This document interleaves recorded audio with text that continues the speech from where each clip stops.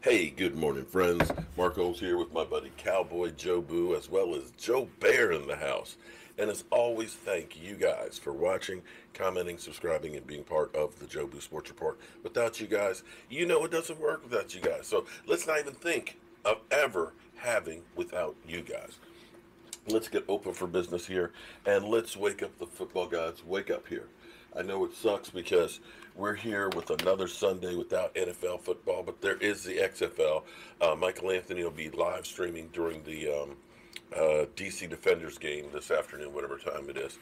And the one good thing you can say about another Sunday without NFL football, it brings us one day close, excuse me, one week closer to the kickoff of the 2020 season. And so at least there's that. You know, we still got all the hype and everything else. The combine just happened, and we've got, of course, free agency starts in about 2 weeks. 2 freaking weeks, okay? And literally, teams have 12 days to designate franchise tag or transition tag on players. And of course, that means if you're going to keep somebody and don't want to let them touch the market, you've got to get their deal done. And this is where it gets to be interesting because we know that the Cowboys are saying right now that they definitely want to hold on to Dak Prescott, Amari Cooper, as well as Robert Quinn. You know, Robert Quinn led the team in sacks and also with pressures. I think he led the team in pressures. I may be wrong in that. But you look at what he was able to accomplish on the field, and he's a playmaker that you want to go ahead and find a way to keep. Byron Jones, well, basically they're saying, you know, have fun, free agency and stuff, and Byron Jones realizes that, you know, I want to get paid. I'm not taking a team-friendly deal. Everybody else is getting paid. I can go out on the market, and I can definitely get some money, and I'm going to do that. And I can't be mad at anybody for wanting to get paid. My buddy Charles Haley, at 56 years of age, has now had both knees replaced. You know, has had back issues and things. You know, the trauma that the body goes through and the quality of life for some of the players after football, I am not mad about them getting paid. Because Lord knows the owners get paid. So be that as it may. So here we are in the situation of the Dallas Cowboys are saying they're getting ready to get down to the nitty gritty on Amari Cooper's deal. You know, people have gone through, and it's amazing how. Understand this. Listen, I do not work for the Dallas Cowboys. I do not own the Dallas Cowboys. I have no power over the Dallas Cowboys. When I sit here at this desk, you know, doing YouTube, these are just my opinions and my thoughts. There's no I don't believe Jerry Jones actually listens to me and, you know, follows and changes what he's doing because he's watching the Joe Boo Sports Report. So, you know, if you don't like my take, well, that's fine. That's cool. That's all right. It's just putting out there a different point of view than what others have, or my point of view. Um, so, regardless of what you think about Dak Prescott's going to be the Dallas Cowboys quarterback. And they're going to work on getting the deal done for him. They're going to try and get it done before free agency, which means there's 12 days that they have to get it done, or else they will have to use the franchise tag. Now, that's not a be all end all. They can franchise tag him, and a lot of people will say, you know, trade him, franchise tag and tag him and trade him. Sounds great in theory, but here's the problem with that. You can franchise tag him, but until he signs it, it doesn't mean a thing. You can't tag a guy and say we're immediately out trading you. He's got to agree to it. He has to sign the paperwork that says I will work under the franchise tag and willing to go someplace else. He's not going to do that because that's his leverage. He can say, hey, I'm not a member of the Dallas Cowboys. I've been tagged. Nobody else can talk to me, but I ain't got to go to work. I don't have to show up for OTAs. I don't have to work out until I get this done. And you can't be mad at him for doing that because Russell Wilson put his team on blast. Russell Wilson said, if I do not get a deal by April 15th, which was the beginning of their off-season workouts, I will never sign a deal with them. And you know, they got off the stick and they paid him. I keep hearing people say, well, if the Cowboys really wanted Dak Prescott, they would have already gotten the deal done. Oh yeah, we all know the Dallas Cowboys always get deals done right away, right? Just like D-Law last year. Yeah, they waited till it actually hurt them to get it done.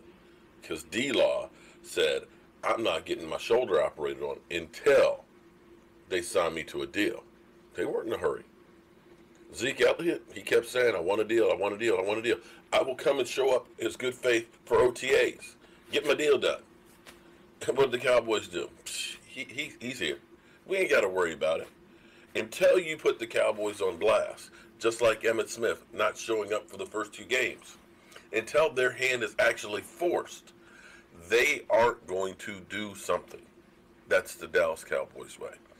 And the way you look at that, you say, well, heck, they should have done that in the beginning of last year if they really cared. Well, here's another way to look at it. Here's what the Cowboys did. They kicked the can down the road for another year.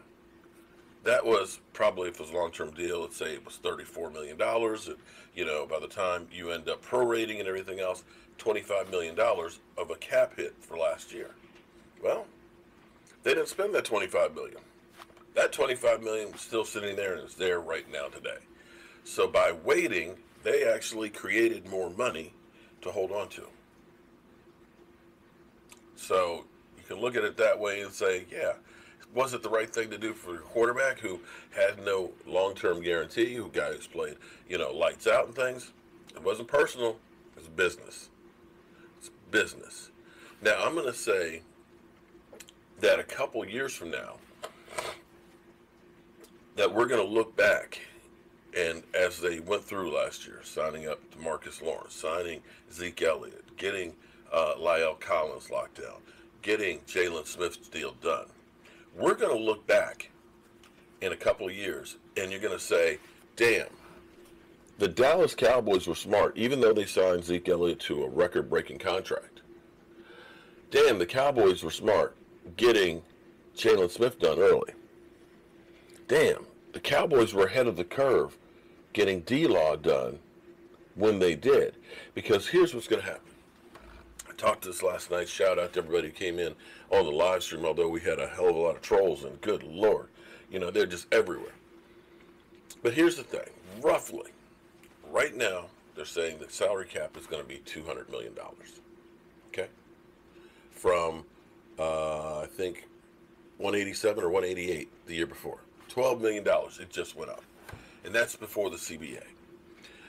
They say if the players ratify this deal, it's going to be an extra $500 billion for the players over 10 years. You divide that out to a yearly rate, that is basically $500 million more towards the players. Divide that by 32, that's about $15 million a year. Boom. Right there. $15 million a year. More money that will go onto the cap. Okay? So if you already had a normal appreciation of about 12%, you then add that $15 million right there.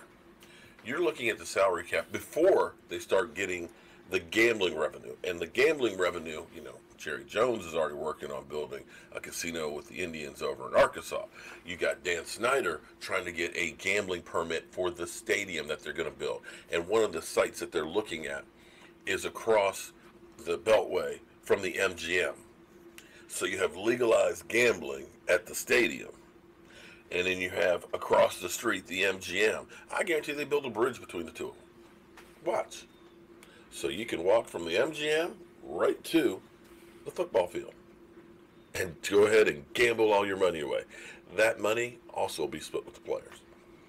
And the NFL, with a 17-game schedule, will go to the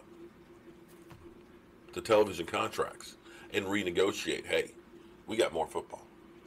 We right now, our attendance is up, our ratings are up, they will get more money.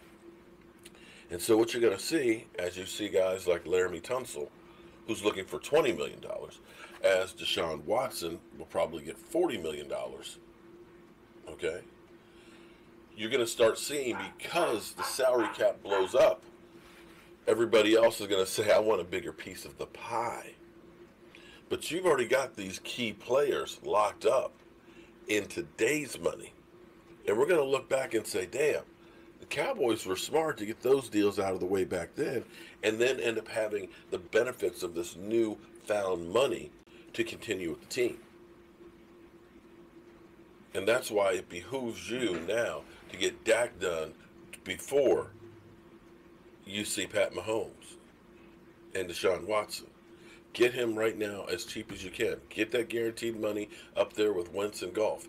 Get it done and get it finished and get it out of the way. So that way he can focus in on just being the best quarterback that he can be.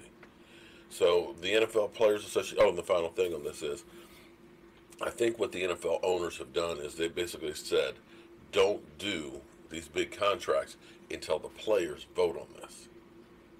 Because they're trying to put a little extra pressure on the players. If you're Deshaun Watson, if you're Pat Mahomes, if you're Dak Prescott, and you're looking at this and knowing that as soon as this deal is done, they're going to take care of getting my contract done, that is affecting me locally. I vote yes. And that's why you're not seeing these deals done. They keep saying, well, after the vote, after the vote, after the vote, after the vote, after the new CBA, we'll deal. That's where it's putting a little more pressure on the players to go ahead and vote and say yes. And they only need 50% plus 0.00001, and it's passed. So that's where we are with all that. I got Jet D upstairs waiting. We got to go work on our day job and get these bathtubs and stuff done. But as always, friends, I want to thank you guys for being part of the Joe Boo Sports Report. I'll see you soon.